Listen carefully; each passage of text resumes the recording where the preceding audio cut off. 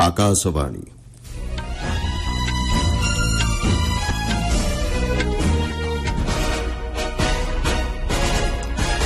संवाद पढ़ुछंती मलय रंजन मिश्र। मुख्य संवाद हरियाणा गस्तरे जाई आज केतेक उन्नयनमूलक प्रकल्पर उद्घाटन और शिलान्यास करिवे प्रधानमंत्री। संविधान प्रणेता बाबा साहेब आंबेडकर जन्मवार्षिकी आज समग्र देश प्रदान करुछि श्रद्धांजलि। महाविषुव संक्रांति पालन अवसर में ओडिशा आज पालन करा जाउछि ओडिया नववर्ष। स्मार्टफोन कंप्यूटर सेमिकंडक्टर एवं अन्यान्य वैद्युतिक यंत्रांश आमदानी उपरे आगामी 2 मास मध्य अमेरिका लागू करिब पृथक शुल्क नीति एवं आईपीएल क्रिकेटर गतकालीर द्वितीय मैच रे मुंबई इंडियंस विजयी।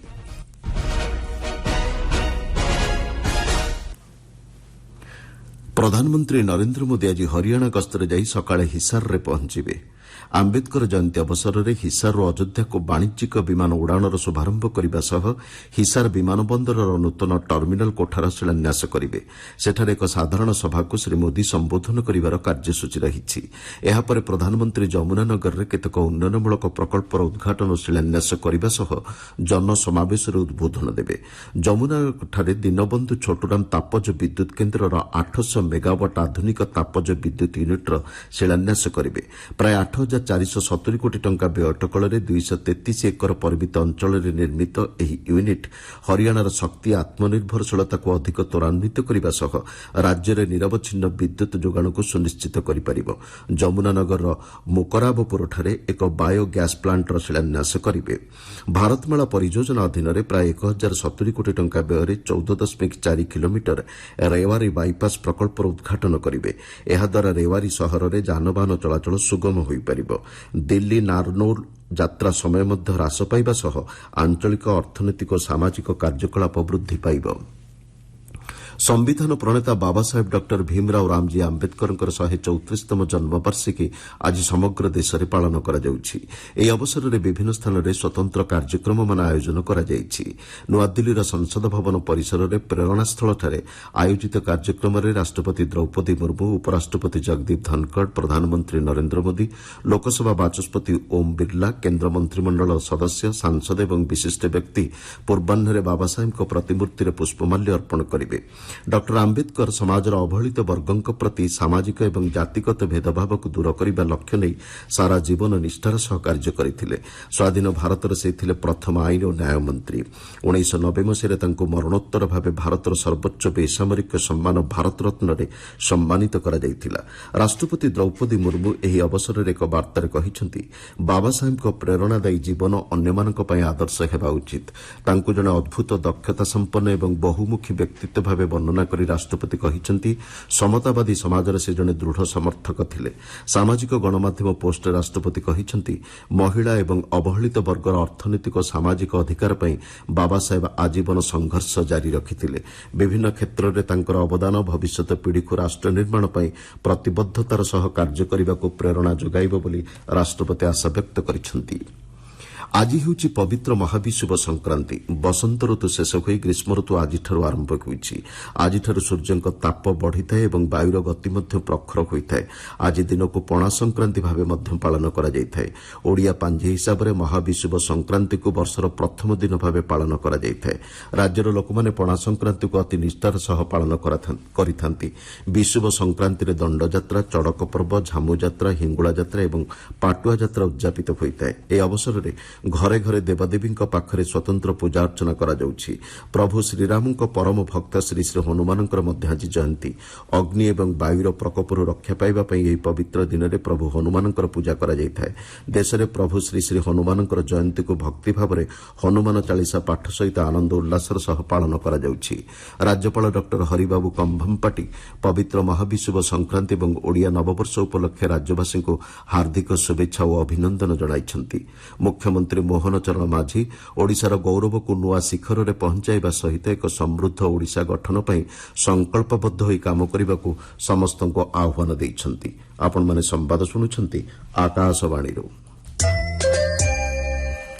ସ୍ମାର୍ଟଫୋନ୍ କମ୍ପ୍ୟୁଟର ସେମିକଣ୍ଡକ୍ଟର ଏବଂ ଅନ୍ୟାନ୍ୟ ବୈଦ୍ୟୁତିକ ଯନ୍ତ୍ରାଂଶ ଆମଦାନୀ ଉପରେ ଆଗାମୀ 2 ମାସ ମଧ୍ୟରେ ଆମେରିକା ପୃଥକ ଶୁଳ୍କ ଲାଗୁ କରିବ। ଆମେରିକାର ବାଣିଜ୍ୟ ସଚିବ ହେୱାର୍ଡ ଲୁଟନିକ୍ ଗତ ରାତିରେ ଏହି ସୂଚନା ଦେଇଛନ୍ତି। ସେମିକଣ୍ଡକ୍ଟର ସମେତ ବୈଦ୍ୟୁତିକ ଯନ୍ତ୍ରାଂଶ ଆମଦାନୀକୁ ପାରସ୍ପରିକ ଶୁଳ୍କରୁ ଆମେରିକା ମୁକ୍ତ କରିବାର ଗୋଟିଏ ଦିନ ପରେ ଏହି ନିଷ୍ପତ୍ତି ଗ୍ରହଣ କରାଯାଇଛି। ଦକ୍ଷିଣ ଏସୀୟ ରାଷ୍ଟ୍ରଗୁଡ଼ିକରୁ ଆମଦାନୀ ନିର୍ଭରଶୀଳତାକୁ ହ୍ରାସ କରିବା ଲକ୍ଷ୍ୟ ନେଇ ଆମେରିକା ଟେଲିଭିଜନ ଫ୍ଲାଟ୍ ପ୍ୟାନେଲ ଏବଂ ଚିପ୍ସ ନିର୍ମାଣ ଉପରେ ଗୁରୁତ୍ୱ ପ୍ରଦାନ କରୁଛି ବୋଲି ଶ୍ରୀ ଲୁଟନିକ୍ ସୂଚନା ଦେଇଛନ୍ତି। ସୂଚନାଯୋଗ୍ୟ ଗତ ଶନିବାର ଦିନ ସ୍ମାର୍ଟଫୋନ୍ ଏବଂ କମ୍ପ୍ୟୁଟର ଆମଦାନୀକୁ ନୂତନ ଶୁଳ୍କ ନୀତିରୁ ଅଲଗା କରାଯାଇଛି ବୋଲି ଆମେରିକା ସରକାର ଘୋଷଣା କରିଥିଲେ।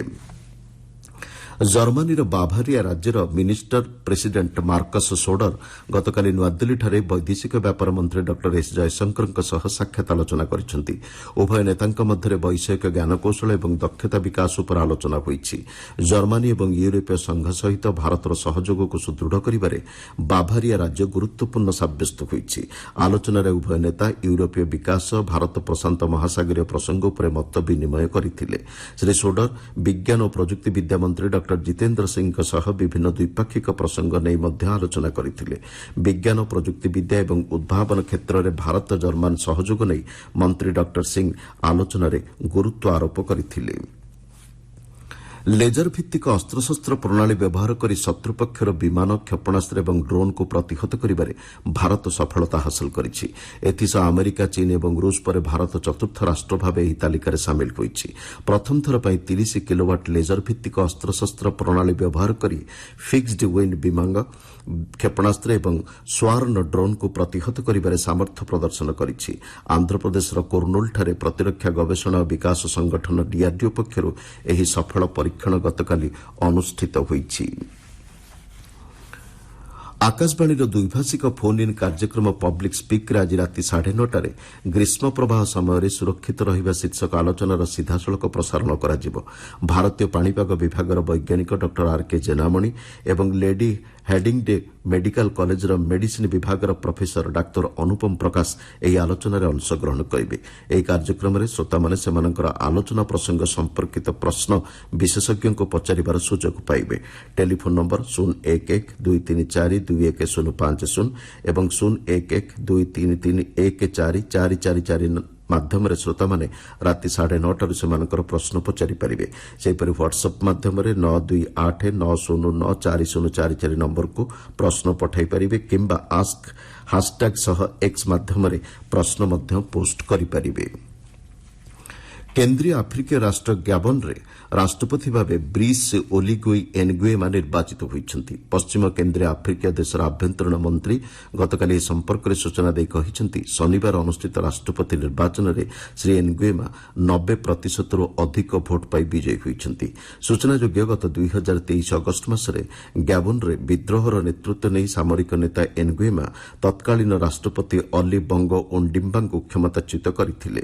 ଗ୍ୟାବନରେ ବଙ୍ଗୋ ପରିବାରର ଅର୍ଦ୍ଧଶତାବ୍ଦୀରୁ ଅଧିକ ସମୟ ଧରି ଶାସନର ଅନ୍ତ ଘଟାଇ ଶ୍ରୀ ଏନଗୁଏମା ମଧ୍ୟବର୍ତ୍ତୀକାଳୀନ ରାଷ୍ଟ୍ରପତି ଭାବେ ଦାୟିତ୍ୱ ଗ୍ରହଣ କରିଥିଲେ। ଆଇପିଏଲ୍ କ୍ରିକେଟର ଗତକାଲିର ଦ୍ୱିତୀୟ ମ୍ୟାଚ୍ରେ ମୁମ୍ବାଇ ଇଣ୍ଡିଆନ୍ସ ବିଜୟୀ ହୋଇଛି। ଦିଲ୍ଲୀର ଅରୁଣ ଜେଟ୍ଲୀ ଷ୍ଟାଡିୟମ୍ଠାରେ ଖେଳାଯାଇଥିବା ଏହି ମ୍ୟାଚ୍ରେ ମୁମ୍ବାଇ ଦିଲ୍ଲୀ କ୍ୟାପିଟାଲ୍ସକୁ 12 ରନ୍ରେ ପରାସ୍ତ କରିଛି। ଟସ୍ ଜିତି ମୁମ୍ବାଇ ବ୍ୟାଟିଂ କରିବାକୁ ନିଷ୍ପତ୍ତି ନେଇଥିଲା। ନିର୍ଦ୍ଧାରିତ 20 ଓଭରରେ 5 ୱିକେଟ୍ ବିନିମୟରେ ମୁମ୍ବାଇ 205 ରନ୍ ସଂଗ୍ରହ କରିଥିଲା। ଦଳ ପକ୍ଷରୁ ତିଲକ ବର୍ମା ସର୍ବାଧିକ 59 ରନ୍ ସଂଗ୍ରହ କରିଥିଲେ। ବିଜୟ ଲକ୍ଷ୍ୟକୁ ପିଛା କରି ଦିଲ୍ଲୀ 19 ଓଭରରେ ସମସ୍ତ ୱିକେଟ୍ ହରାଇ 193 ରନ୍ ସଂଗ୍ରହ କରିବାକୁ ସକ୍ଷମ ହୋଇଥିଲା। ଦଳ ପକ୍ଷରୁ କରୁଣ ନାୟର ସର୍ବାଧିକ 89 ରନ୍ ସଂଗ୍ରହ କରିଥିଲେ। ମୁମ୍ବାଇ ପକ୍ଷରୁ କରଣ ଶର୍ମା 3 ୱିକେଟ୍ ହାସଲ କରିଥିବା ବେଳେ ସାଣ୍ଟିନର 2ଟି ୱିକେଟ୍ ଅକ୍ତିଆର କରିଥିଲେ। କରଣ ଶର୍ମାଙ୍କୁ ପ୍ଲେୟାର ଅଫ୍ ଦି ମ୍ୟାଚ୍ ବିବେଚିତ କରାଯାଇଛି। ଗତକାଲିର ପ୍ରଥମ ମ୍ୟାଚ୍ରେ ରୟାଲ୍ ଚ୍ୟାଲେଞ୍ଜର୍ସ ବେଙ୍ଗାଲୁରୁ ରାଜସ୍ଥାନ ରୟାଲ୍ସକୁ 9 ୱିକେଟ୍ରେ ପରାସ୍ତ କରିଥିଲା। ଆଜି ଲକ୍ଷ୍ନୌର ଏକ୍ନା ଷ୍ଟାଡିୟମ୍ଠାରେ ଲକ୍ଷ୍ନୌ ସୁପର ଜାୟାଣ୍ଟସ୍ ଏବଂ ଚେନ୍ନାଇ ସୁପର କିଙ୍ଗ୍ସ ମଧ୍ୟରେ ସନ୍ଧ୍ୟା 7:30ରେ ମ୍ୟାଚ୍ ଖେଳାଯିବ। ଆଇସିସି ପୁରୁଷ କ୍ରିକେଟ କମିଟିର ଅଧ୍ୟକ୍ଷ ଭାବେ ସୌରଭ ଗାଙ୍ଗୁଲି ପୁନଃ ନିଯୁକ୍ତ ହୋଇଛନ୍ତି।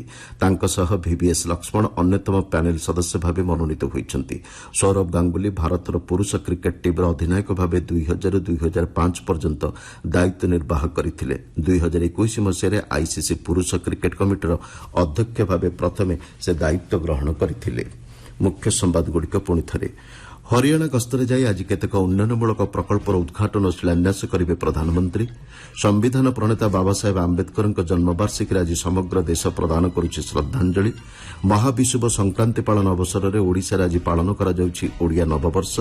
ସ୍ମାର୍ଟଫୋନ୍, କମ୍ପ୍ୟୁଟର, ସେମିକଣ୍ଡକ୍ଟର ଏବଂ ଅନ୍ୟାନ୍ୟ ବୈଦ୍ୟୁତିକ ଯନ୍ତ୍ରାଂଶ ଆମଦାନୀ ଉପରେ ଆଗାମୀ 2 ମାସ ମଧ୍ୟରେ ଆମେରିକା ଲାଗୁ କରିବ ପୃଥକ ଶୁଳ୍କ ନୀତି ଏବଂ ଆଇପିଏଲ୍ କ୍ରିକେଟର ଗତକାଲିର ଦ୍ୱିତୀୟ ମ୍ୟାଚ୍ରେ ମୁମ୍ବାଇ ଇଣ୍ଡିଆନ୍ସ ବିଜୟୀ।